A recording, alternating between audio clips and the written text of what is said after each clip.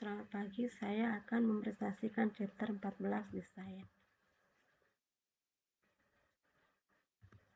Tahap desain merupakan sebuah teknik untuk memfasilitasi pendekatan secara kreatif pada proyek dan kebutuhan, termasuk di dalamnya tampilan, nuansa, dan alur dari program media yang akan dikembangkan. Tujuan desain. Tujuan dari multimedia pendidikan adalah untuk memfasilitasi pembelajaran sehingga mencapai tujuan yang telah ditetapkan. Perancang adalah orang yang menghubungkan hasil yang diinginkan dengan kebutuhan dan kendala proyek. Perancang harus menggunakan teori belajar dan metodologi yang berbeda, yaitu melibatkan orang dalam suatu pembelajaran yang berlangsung dengan cara efektif dan efisien, seperti halnya seorang tukang bangunan yang melaksanakan rencana. Arsitek, programmer, seniman grafis, dan insinyur video dan audio melaksanakan rencana perancangan. The audience for design document. Analogi seorang arsitek adalah analogi yang berguna untuk memahami fase desain sebuah proyek. Jika seseorang melibatkan seorang arsitek untuk mendesain sebuah rumah, dia memainkan beberapa peran penting. Yang pertama adalah mendengarkan dengan seksama persyaratan dari orang yang rumahnya akan dibangun. Oleh karena itu, perancang memiliki dua peran yang berbeda. Yang pertama adalah membuat desain program yang mengarah pada pembelajaran yang paling efektif bagi audiens sasaran. Yang kedua adalah untuk menghasilkan atau mengawasi produksi satu set dokumen yang berkomunikasi secara efektif dengan semua pihak yang berkepentingan. Biasanya pihak-pihak tersebut adalah klien, manajer proyek, yang seringkali berbeda dengan perancang. Instruksional designer. Instruksional designer bertugas merangkum materi dan menyusun materi sehingga mudah dipelajari. Output dari materi yang dirancang pun bisa non-digital atau digital. Umumnya sebelum menyusun dan mengembangkan materi, instruksional designer menyesuaikan dengan target siapa yang nantinya akan menggunakan konten tersebut. Clients. Banyak tipe klien seperti mulai dari organisasi eksternal dan hingga internal. Apapun masalahnya, siapapun kliennya, dokumen desain sangat penting untuk komunikasi yang baik. Project Manager.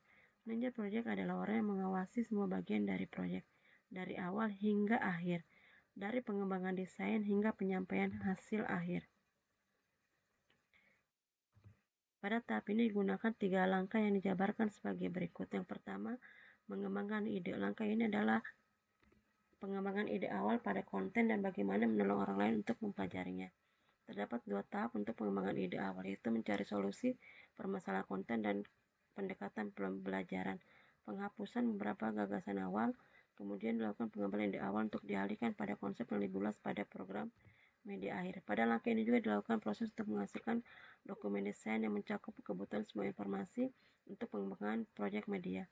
Selain itu akan lebih baik juga untuk memulai mendesain tampilan antarmuka secara paralel dengan desain konten. Tampilan antarmuka berisi tampilan dasar, teknik navigasi, ukuran dan warna huruf, resolusi, dan lain-lain. Yang kedua, melakukan analisis konsep dan tugas. Ide yang akan disertakan pada program media harus dilakukan analisis. Hal ini dilakukan terutama untuk membantu merancang rincian dan urutan program. Analisis tugas adalah proses menganalisa hal apa saja yang harus dipelajari oleh peserta didik, seperti perilaku dan keterampilan. Sedangkan analisis konsep adalah proses menganalisis konsep itu sendiri, informasi apa saja yang harus dipahami oleh peserta didik.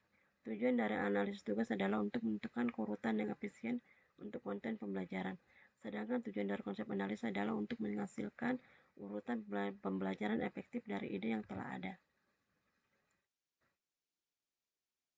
Yang ketiga, flowchart. Flowchart adalah sebuah bagian atau diagram menunjukkan bagaimana program berjalan atau mengalir. Flowchart adalah sebuah alat yang digunakan untuk menganalisis komponen dan urusan program dan untuk mengkomunikasikan informasi.